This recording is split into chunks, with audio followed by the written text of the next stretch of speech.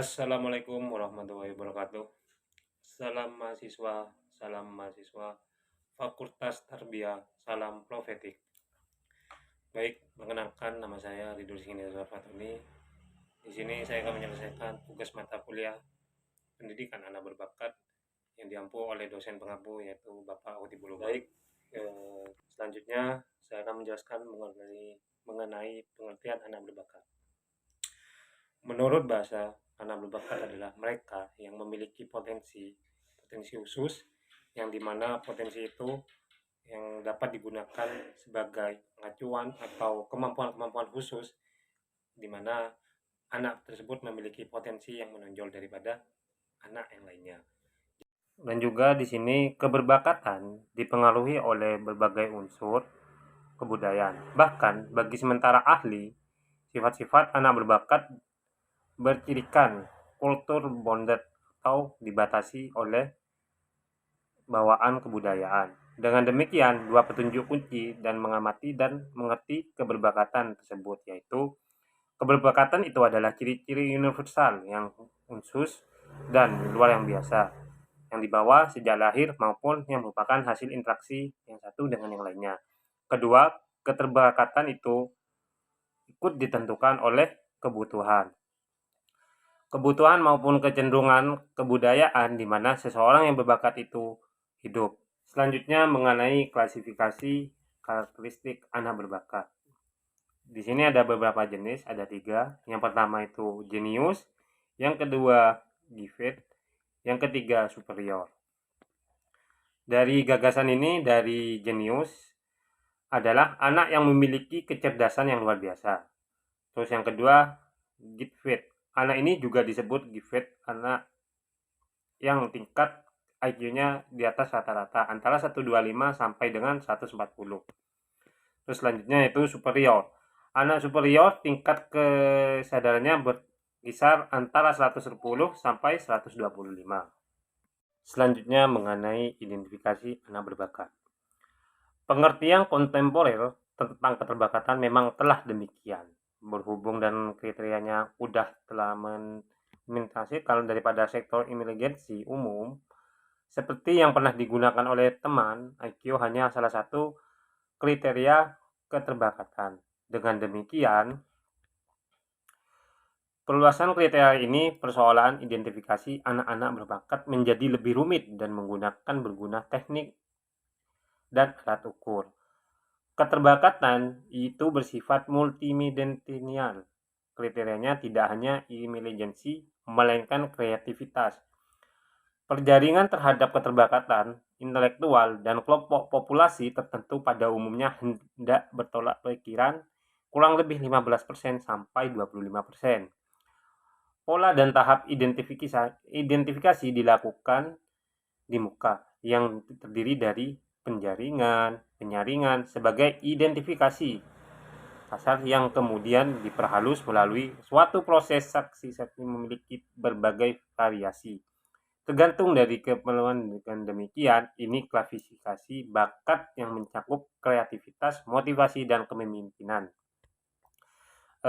Jadi anak berbakat sendiri itu memiliki potensi, di mana potensi itu bertujuan untuk mengembangkan sejauh mana mereka bisa memiliki konseptual ataupun intelektual yang bagus dan lain-lain. Dan juga di sini ada beberapa layanan yang perlu dimiliki oleh anak berbakat. Di antaranya yaitu kurikulum. Kurikulum sendiri itu yaitu mengacu penanjakan kehidupan mental melalui berbagai program yang menumbuhkan kreativitasnya, yang mencakup sebagai pengalaman belajar intelektual pada tingkat tinggi. Dilihat dari kebutuhan perkembangan anak berbakat, maka kurikulum berdiferensiasi memperhatikan perbedaan kualitatif individu berbakat dari manusia lainnya. Dalam kurikulum berdiferensiasi terjadi pengemukamaan materi, artinya materi kurikulum diperluas atau diperdalam tanpa menjadi lebih banyak. Secara kualitatif, materi pelajaran berubah dan mengemukakan beberapa konsep esensial dari kurikulum umum sesuai dengan tuntutan bakat, perilaku, keterampilan, dan pengetahuan Untuk serta model dan sifat luar pembelajaran di biasa sini ada anak beberapa berbakat. yang harus dibagi. Maksudnya itu ada beberapa ketentuan. Di antaranya itu penggayaan, kedua percepatan, ketiga segresi.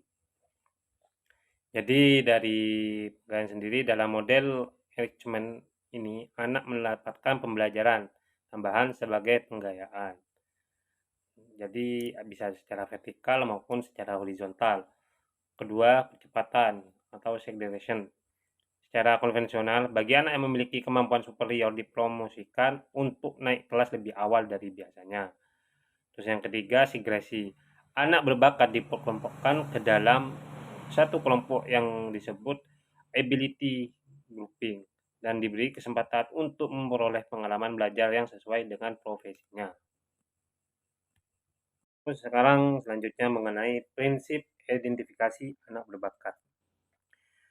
Prinsip identifikasi anak berbakat sendiri yaitu anak yang ditunjukkan dengan kemampuan tingkat kecerdasan atau kemampuan umum di atas rata-rata. Konsep ini diperkuat dengan teori faktor bahwa kemampuan individu dapat dikategorikan menjadi dua, yaitu kemampuan khusus dan kemampuan umum. Jadi proses identifikasi anak berbakat sendiri itu adalah satu proses menggali anak yang memiliki kemampuan potensi ataupun motivasi konsep diri yang berada di atas rata-rata. Jadi saya contoh kecilnya seperti ini. Ada si A dan si B, dia berteman. Nah, si A ini ingin mengajak si B untuk bergabung di sebuah organisasi ataupun lembaga. Akan tetapi si B ini anaknya tidak ingin ikut-ikutan ataupun dia suka memilih mana yang baik dan mana yang buruk. Dalam artian si A ini mencoba untuk mengajak si B bagaimana untuk dia bergabung di sebuah organisasinya. Akan tetapi si B tetap kekeh. Karena apa? Si B memiliki kepribadian di mana kepribadian tersebut bisa memikir bagaimana dia memberikan potensi yang terbaik untuknya meskipun si A ingin mengajak dia untuk ikut berorganisasi. Seperti itu ya teman-teman. Jadi bisa dikatakan anak berbakat sendiri itu adalah anak yang dimiliki kemampuan khusus, dan kemampuan khususnya itu tidak sembarang orang yang dia miliki. Kan tapi anak berbakat ini bisa memberikan potensi ataupun kinerja bagaimana dia bisa berproses di dalamnya. Meskipun si anak ini tidak suka mengikuti sebuah lembaga ataupun organisasi yang lainnya. Itu ya teman-teman. Yang terakhir dari penjelasan saya, misal ada tutur kata yang kurang enak dilihat oleh teman-teman ataupun dosen mengaku, itu murni saya pribadi, datangnya dari saya. Dan apabila benar, itu murni datangnya dari Allah Subhanahu wa taala. Mungkin hanya itu pada kesempatan hari ini dan video yang saya buat. Mungkin karena kurang maksimalnya video ini dikarenakan ya HP yang tidak mendukung. Saya ucapkan kepada dosen pengaku Bapak Khotibul Umam yang telah memberikan kesempatan kepada saya untuk menyelesaikan tugas mata kuliah ini dengan sebaik-baik mungkin, dan juga pada teman-teman yang sudah menyimak atau melihat video dari awal hingga akhir itu kesannya kurang elok atau kurang baik menurut pandangan teman-teman. Jadi saya Rizky Nizar Fatoni pamit undur diri. Kurang lebihnya mohon maaf. Wassalamualaikum warahmatullahi wabarakatuh. Salam mahasiswa Fakultas Tarbiyah, salam profetik.